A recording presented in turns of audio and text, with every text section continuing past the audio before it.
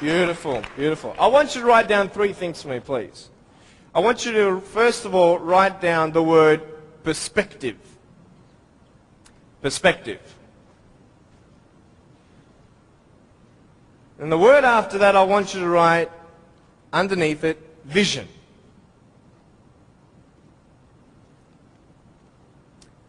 And then underneath that, I want you to put choices. So perspective, vision, and choices. This is what I'm going to be speaking about. I'm going to be real with you and start from the beginning. I was born in a blessed country. I was born to parents with the support I needed. You see, when I was born, it was such a tragedy. It was such a great shock to everybody. We had ultrasounds done when Mum was pregnant with me. I was her firstborn. And my mum made sure that we had the best doctors in Melbourne. My mum was a nurse and delivered hundreds of babies before I was born. She knew exactly what to do and what not to do in her first pregnancy. Yet, having all these precautions, this happened. And anybody who saw me and saw my parents automatically thought that, hey, this is a bad thing. And I mean, for anyone to say that would be a good thing, that is not sane. That would be insane. To say that, hey, congratulations, your baby's born without arms and legs.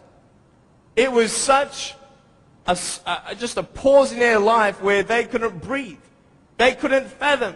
What kind of life is their firstborn son going to live? Without arms and legs, he can't even feed himself. He can't even dress himself.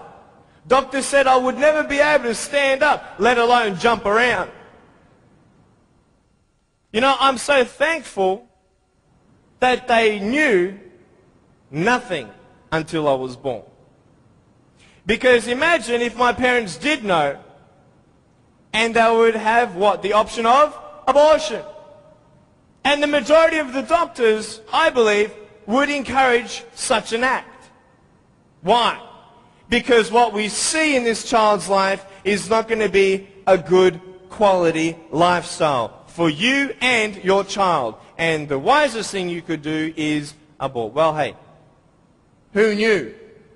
Who knew that I would become a 23-year-old professional motivational speaker, speaking to 1 million people all around the world, starting schools in third world countries, building hospitals in the future and orphanages and all that stuff. We sponsor 43 kids who don't have food, fresh water and all that sort of stuff. And that's just the beginning. I'm a real estate investor. I'm a stock market investor. I love options trading. That's becoming one of my professions. I love real estate investing. I love the fact that we can make money doing real estate developing. Make our money, make more money. I love that fact. I love the fact, though, above all, that I can give the world something that others cannot.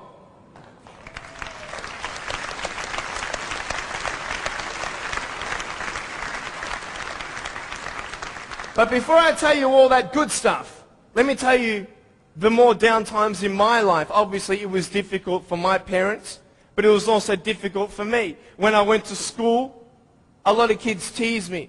A lot of kids put me down. It was very difficult at starters to find friends, because everybody would look at me and think, well, maybe he also has a mental disability, and then people don't know how to approach me. But my parents encouraged me to just speak with people. And as I speak, a lot of people would say, well, hey, he's just like everybody else, just with a few parts missing. You know, I'm just like you. I've just gone out on the limb a couple more times than you have for my friends. But it's all good. But it was very difficult at times, and I had no one to tell me that everything's going to be okay the way I wanted it said. Because the way I wanted it said was, I wanted to be able to believe someone when they said, Nick, it's okay. Everything's going to be okay. The problem is, if anyone did say that, even my parents at times, I would say, how do you know? How do you know how it feels to be in my position? You don't even know the future. How can you say that I'm going to have a good life? You cannot. Last January, within 3 weeks, 3 of my family members died. January 2005. My uncle, my grandfather, and one of my cousins. The day after my grandfather was buried, my uncle, 53-year-old man, had a heart attack, died. 5 days before he died, he was at the doctor's and everything was fine. What can you tell me to encourage me? Can you tell me anything? Only if you've been through it. And this is what I'm here about. I want to tell you, I was depressed. I had suicidal thoughts at the age of 8. I had this massive list of all the things that I couldn't do and I'll never have in life. I never thought, I'll get married. Who'd want a husband without arms and legs? And I thought even if I ever did get married, I'm not going to be even able to hold my wife's hand. I'm not going to be able to dance with my bride on our wedding night. I used to hate going to public parks and seeing fathers throwing up their kids in the air and sometimes dropping them. I won't have that intimacy with my sons and my daughters. And I couldn't do this and I couldn't do that. And no one had any answers. And I thought I was the only one in such a predicament. What happened? What changed? The first thing I got you to write down was perspective. How you see your life is the first key. Who are you? And where are you in life? This is the first question I want to ask you. Even though the world can look at me, they can say, well, a guy having no arms and no legs, his potential is not unlimited, but limited.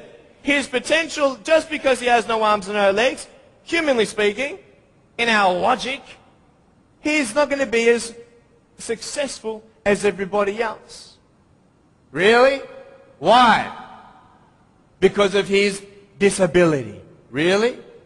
What is a disability? Have you ever thought of that? A disability. I'll tell you what a disability is. Something that would hinder you to achieve something. Now, just because I have no arms and no legs, it doesn't mean that I can't be successful. It doesn't mean that I can't do a business degree like I've done, a Bachelor of Commerce in Financial Planning and Accounting. That didn't stop me. Then what really stops you? Your mind. The way you see your life and where you are going will determine how successful you will be in life. I could say, yeah, I'm a guy without arms and legs, but what? I have my little chicken drumstick. Don't ask yourself and see what you don't have, see what you do have, and then say, okay, this is where I am. But don't limit yourself to say, well, if only I had this, or if only I had that. You can think of all the things that you don't have, but I want to ask you, is that really constructive? No. Why? Because no one can turn back time. It's up to you with what you do with today. Your priorities, your daily agenda will determine how successful you are. You want to know something? I started to be thankful. Thankful? Why, Nick? How could you be thankful? My mum showed me a newspaper article of a young man who had a disability, not similar to mine, but it was also unexplained medically. And I thought, you know what? I'm not the only one with something to bear. But I'm telling you, this perspective is everything. Giving yourself enough credit. Write this down. Give yourself credit. Even if the whole world told me that, Nick, you have no arms and no legs, you're not good enough, you're not going to reach your fullest potential, and even if you do, it's not going to be compared to anybody else's potential because you have no arms and no legs. Even if the whole world has that discouragement on you or their view on you, you don't have to believe them. You get it? You don't have to believe others' opinions. Because it's just an opinion. If a doctor comes to you and says, hey, I'm sorry, you've got cancer. What are you going to do? Get a second opinion. Right? Why? Because you want to make sure that he's right. You want to know exactly how much you have to live and what's going on. Well, why not get a second opinion when people put you down? Why not get a second opinion when your family thinks you're dreaming? Tell him he's dreaming. He's